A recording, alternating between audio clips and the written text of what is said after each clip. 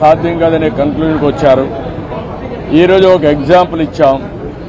ఒక్క చంద్రగిరిలో ఫామ్ 6 కింద 1,15,000 ఓట్లు ఇచ్చారు.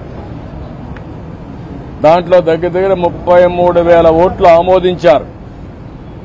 దాంట్లో వేరే నియోజకవర్గంలో విత్ ఎవిడెన్స్ అన్ని కూడా మేము పెట్టాం. అవన్నీ కూడా వారికి ఎక్స్ప్లెయిన్ చేశాను.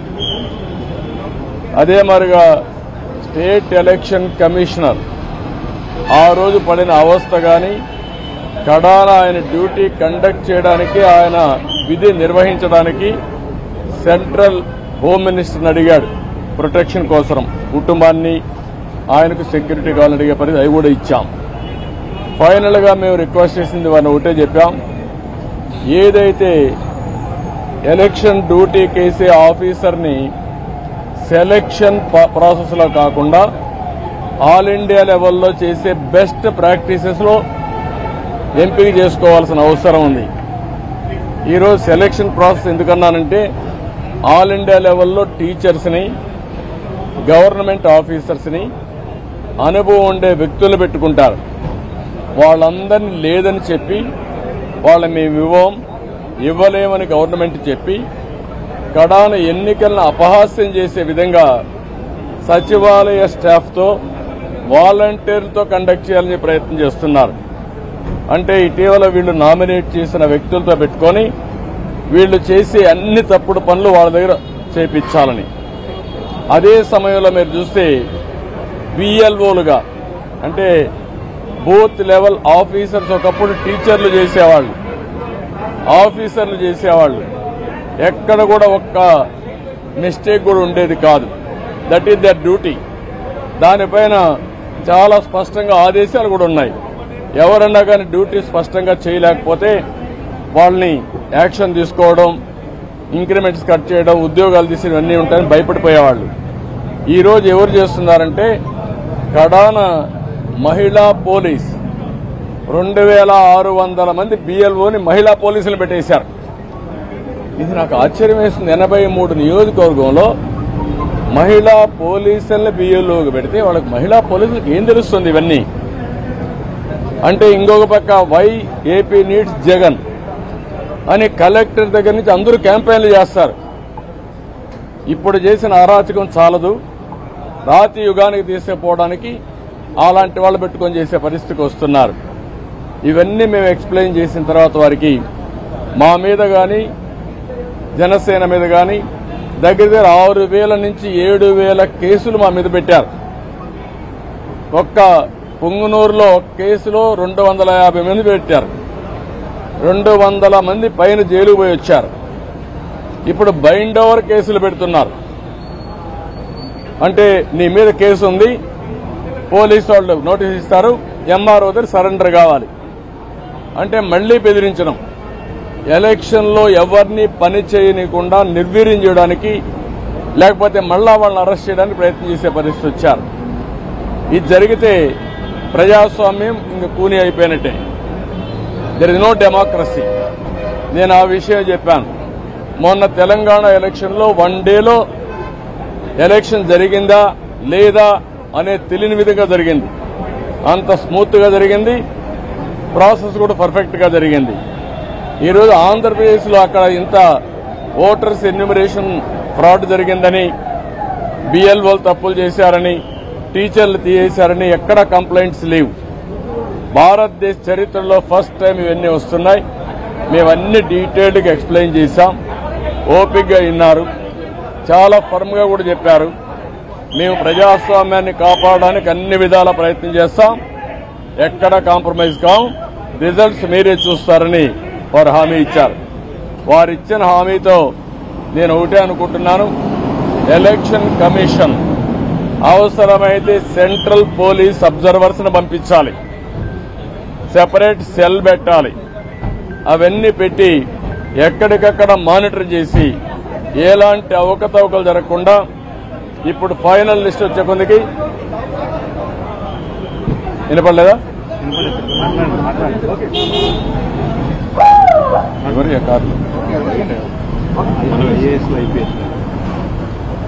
ఎప్పటికప్పుడు మానిటర్ చేయాల్సిన అవసరం ఉంది. ప్రజాస్వామ్యం కోసం మా ప్రయత్నాలన్నీ మేము చేస్తున్నాం, ఇంకా చేస్తాం. దాని గురించి సందేహం లేదు. ఒక్క ఓటు దొంగ ఓటున్న ఎలక్షన్ కమిషన్ దృష్టికి ఎప్పటికప్పుడు తీసుకుపోవడమే కాకుండా వీళ్లు చేసే ప్రతి ఒక్క తప్పుడు పనిని మేము ప్రతిఘటిస్తాం, ప్రజాస్వామ్యాన్ని పరిరక్షించుకుంటాం. అదే సమయంలో ఎవరిని వదిలిపెట్టాం. కడాన కోర్టుకు కూడా వెళ్లి తప్పు చేస్తే మాత్రం శిక్ష పడే వరకు ముందుకు పోతామని చెప్పి విజ్ఞప్తి చేస్తున్నా. We are confident. ఎలక్షన్ కమిషన్ అయితే పేషెంట్ గా వినడమే కాకుండా వారు 5 కోట్ల మంది కంటే 4 కోట్ల ఓటర్స్ ఉన్నారు. వారందరికీ ఒక భరోసా ఇచ్చినట్టు వాళ్ళు భరోసా ఇచ్చారు. అది అమలవుతుందనే ఆశాభావంతో ముందుకు పోతున్నాం. తెలంగాణలో వేసిన ఓటర్లు చాలా మంది ఏపీలో కూడా ఓటు నమోదు చేస్తున్నారు. రీఎంట్రీ ఓట్లు ఎక్కువ ఉన్నాయని వైసీపీ నేనేమంటానంటే, మీరు ఎన్నెన్నో ఆరోపణ చేయండి. వాడు ఓటేసినప్పుడు వాళ్ళకి నోటీస్ ఇచ్చి పర్ఫెక్ట్ గా చేయాలి తప్ప మీరెవరు డిలీట్ చేయడానికి? ఎలక్షన్ కమిషన్ చేయాల్సిన పని, ఎలక్షన్ ఆఫీసర్లు చేయాల్సిన పని నువ్వు ఓటు చేయడానికి?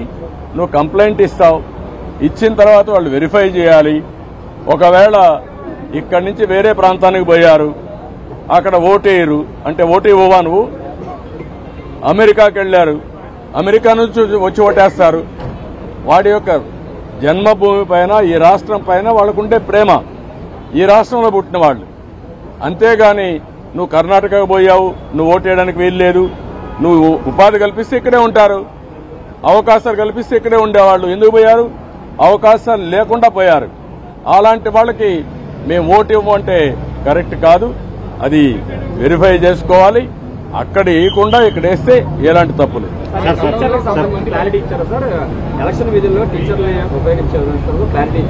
నేను అన్ని చెప్పిన తర్వాత వారు విన్నారు, చేస్తామనే విధంగా చెప్పారు. ఎట్టి పరిస్థితుల్లో సచివాలయ స్టాఫ్ వేయడం కరెక్ట్ కాదు.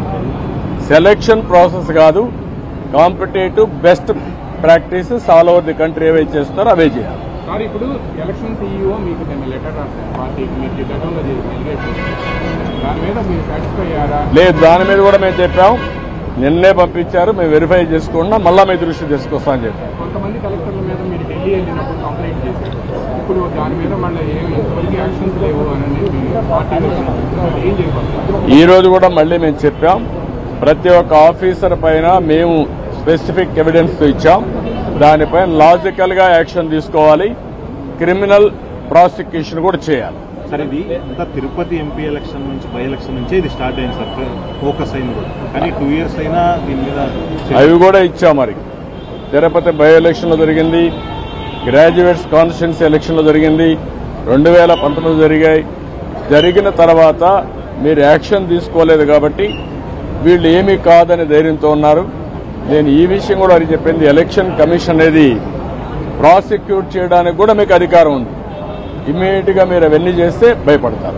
గతంలో 1,30,000 వచ్చింది ఫామ్ 7 కానీ అన్ని, బట్ దాంట్లో 20,000 యాక్సెప్ట్ చేశారని. అంటే మిగతా వాటికి సంబంధించి ఈ రోజు వరకు యాక్షన్ లేదు అని చెప్పి అక్కడ రాని వాళ్ళు అమలు మీద దాని మీద ఆ విషయం కూడా వారికి చెప్పాను. ఆయన అరెస్ట్ చేశారు. ఎవరైతే ఓటర్స్ బోగస్ ఉన్నాయని చెప్పి ఎక్కడికెక్కడ పోరాడుతూ ఉంటే అది కరెక్ట్ చేయకుండా అతను అరెస్ట్ చేయడం అనేది ఎక్కడికి పోతానని చెప్పి అడిగాను. ఆ డీటెయిల్స్ కూడా వారికి ఇచ్చాం. ఆ రిప్రజెంటేషన్ నాకు వచ్చింది. వెరిఫికేషన్తో సహా మొత్తం డీటెయిల్స్ ఇచ్చాం. ఏ ఓటు ఎక్కడ వెరిఫై చేశారు, డూప్లికేషన్స్ ఎక్కడున్నాయి, సర్నేములు కానీ ఇవన్నీ, ఫోటోలు ఎక్కడున్నాయి, వేరే కాన్స్టిట్యూన్సీలు ఎక్కడున్నారు, ఆ డీటెయిల్స్ అని వారికి హ్యాండ్ ఓవర్ చేయండి. సార్, మీరు గతంలో సీఈఓ గారికి 8 జిల్లాల కలెక్టర్లు కూడా సహకరిస్తున్నారు ప్రభుత్వం అని ఫిర్యాదు ఇచ్చారు. దాని మీద ఏమైనా యాక్షన్ తీసుకున్నారో, వారికి ఏమైనా గైడెన్స్ ఇచ్చారా? వారు చెప్పింది ఏంటంటే, మేము ఇంతవరకు కొన్ని యాక్షన్స్ తీసుకున్నాం, మళ్ళీ మీకు కమ్యూనికేట్ చేశాం. మళ్ళీ మీకు ఏదైనా గ్రీవెన్స్ ఉంటే మేము చెప్పాము, మళ్ళీ ఎప్పుడెప్పుడు చెప్తామంటే నిన్న ఇచ్చారు కాబట్టి మీరు చూసి చెప్పన్నారు.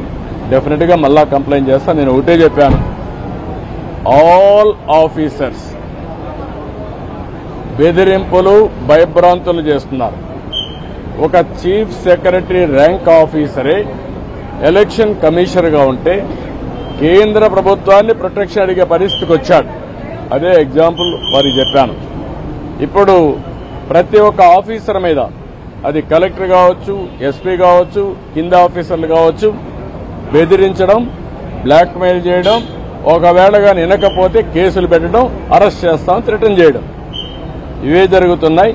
ఇలాంటి జరిగినప్పుడు మీరు ఫర్మ్ గా ఉంటే తప్ప ఇక్కడ ఫెయిర్ ఎలక్షన్ జరగవని చాలా స్పష్టంగా చెప్పారు. అంటే చర్యలు తీసుకోవడానికి ఎక్కువ 2 months ఉంది కదా. ఉంది, అసలు వీళ్ళు తీసుకునే అవకాశం ఉందంటారా? అంటే మీరు ఒకటి గుర్తుపెట్టుకోవాలి, ఎలక్షన్లు 2 నెలలే ఉంది. ఎలక్షన్ ప్రాసెస్ స్టార్ట్ అయిపోయింది, ఎన్యూమరేషన్ అయిపోయింది, ఓటర్స్ వెరిఫికేషన్ అయిపోయింది. ఆ డేట్ కూడా ఈ నెల 24వ తారీఖు డేట్ కూడా ఇచ్చేశారు. ఇవన్నీ అయినాయి. కానీ ఫర్మ్ గా ప్రతి ఒక్కటి ఎలక్షన్ కమిషన్ గాని అనుకోకపోతే ఇంకా స్లిప్ అయ్యే అవకాశం ఉంటుంది. టైం ఇంకా మీకు తిరిగి రాదు. Election day is decided, polling day is decided, counting day కూడా డిసైడ్ అయిపోతుంది 2-3 రోజుల్లో. అది కాదు ఇక్కడ ఇష్యూ. వీళ్ళెంత ఫర్మ్ గా ఇప్పుడు ఇంతవరకు చేసిన ప్రాసెస్ ఎట్లుందో చూడడానికి వచ్చారు. ప్రిపేర్డ్నెస్, ఆ ప్రిపేర్డ్నెస్ లో ఏం చేయబోతున్నారో, ఏం జరిగిందో అన్ని మేము మా యొక్క అబ్జర్వేషన్స్ కానీ, మాకుండే బాధలు కానీ, ఇక్కడ జరిగిన విషయాలు కానీ చాలా స్పష్టంగా వారికి ఎక్స్ప్లెయిన్ చేశాం.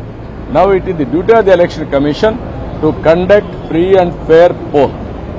నేను అది కూడా చెప్పాను. ఒకప్పుడు ఎలక్షన్ కమిషన్ లేనప్పుడు కూడా నేను ఎన్నికల్లో పోటీ చేశాను. తర్వాత ఎలక్షన్ కమిషన్లు రాజ్యాంగబద్ధంగా వచ్చాయి. అప్పుడు కూడా ఇంత ఘోరాలు జరగలేదు.